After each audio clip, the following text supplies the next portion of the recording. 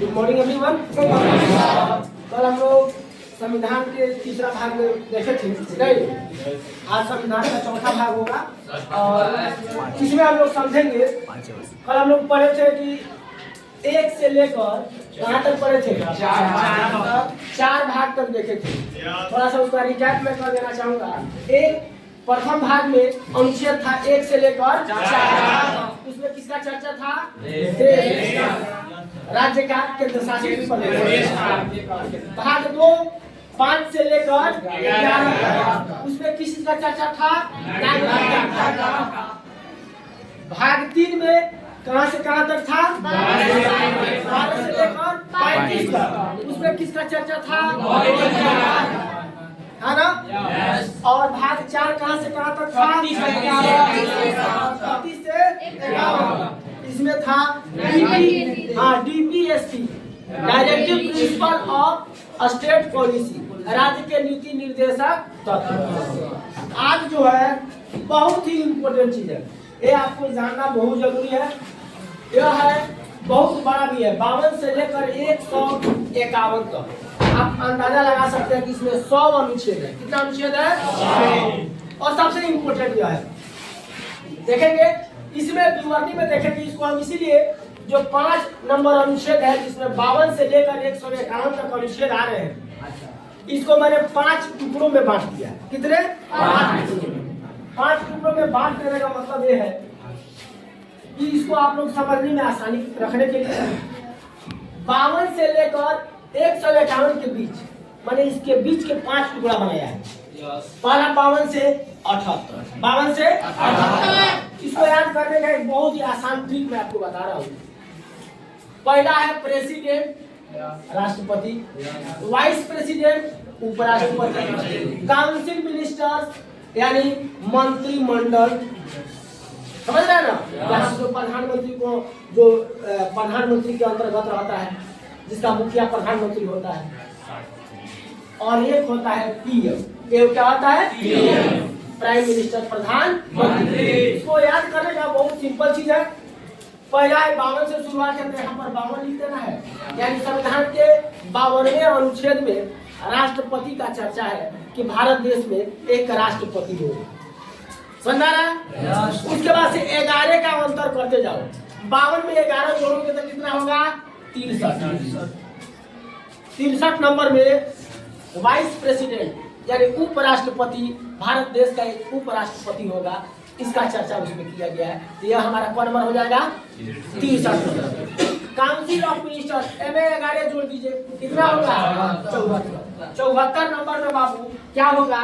तो देश में एक कैबिनेट मिनिस्टर होगा, कैबिनेट मंत्री होंगे लोग, मंत्रिमंडल होगा जो प्रधानमंत्री जिसके मुखिया होंगे। और 75 नंबर पे देश का एक प्रधानमंत्री होगा, इसका चर्चा उसमें किया है। किसी को दिक्कत? आसान है कि नहीं? 52 से 78 पहले राष्ट्रपति, उपराष्ट्रपति, काउंसिल मिनिस्टर या मंत्रिमंडल बोल सकते हैं, प्रधानमंत्री। 52, 63, 74, 11 जोड़ते चलिएगा। कोई पूछ सकता है कि भारतीय संविधान में राष्ट्रपति का पद किस अनुच्छेद के अंतर्गत आता है? तो कितना अनुच्छेद है?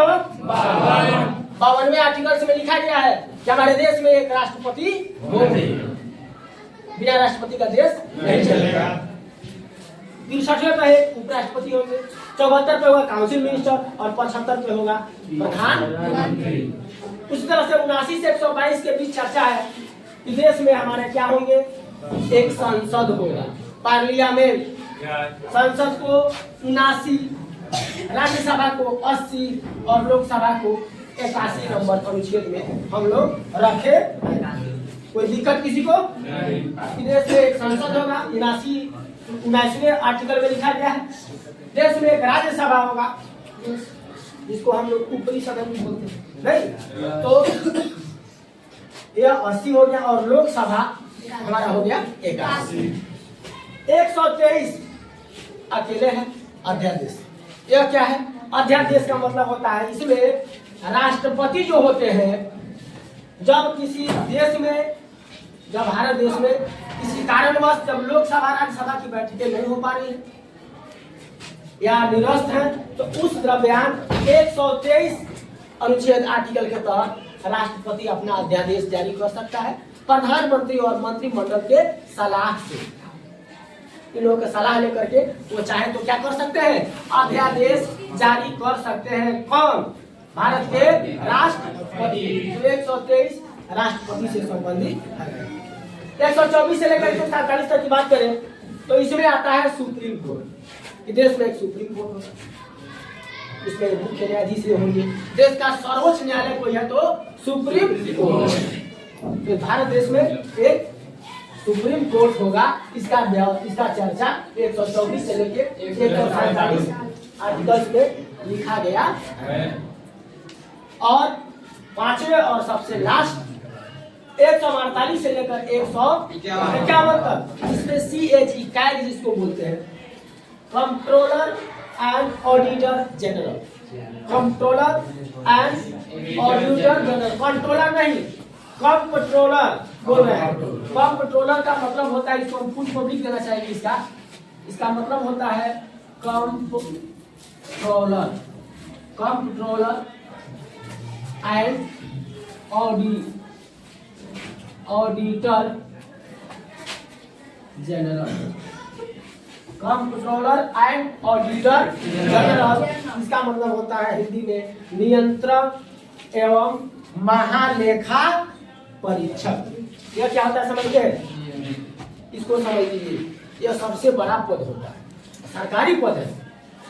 एक देश में कितना रुपया का जो वित्त समझते हैं ना, अरे वित्त मंत्री एक होता है जो रुपया पैसा का लेन देन, कहाँ कितना आया कितना गया, क्या आय है क्या व्यय है, वो डेटा उसका देते हैं। तो हमारे देश में कितना रुपया है, कितना रुपया सरकार के पास आई, सरकार ने उसको कितना रुपया खर्चा किया, कहाँ कहाँ खर्चा किया, किस मद में खर्चा किया, यह उसका ऑडिट करता है, यह उसका निगरानी रखता है। यानी सरकार के पैसों का रिकॉर्ड कौन रखता है? CAG CAG, controller and auditor general. यह राज्य में भी होता है और केंद्र में भी होता है। कि किसी राज्य में पैसा गया तो ऑडिट होता है ना 5 साल में, कि आपको मैंने इतना पैसा दिया, तो उस पैसे को आपने कहाँ कहाँ और किस किस पद में खर्चा किया, तो उसका रिपोर्ट इनके पास रहता है। समझ में आया? आशा करता हूँ कि जो भी हम लिखे हैं आप लोग समझ गए होंगे। किसी को दिक्कत है? चलिए इसको आप लोग देख के आइएगा, कवर करके आइएगा। धन्यवाद।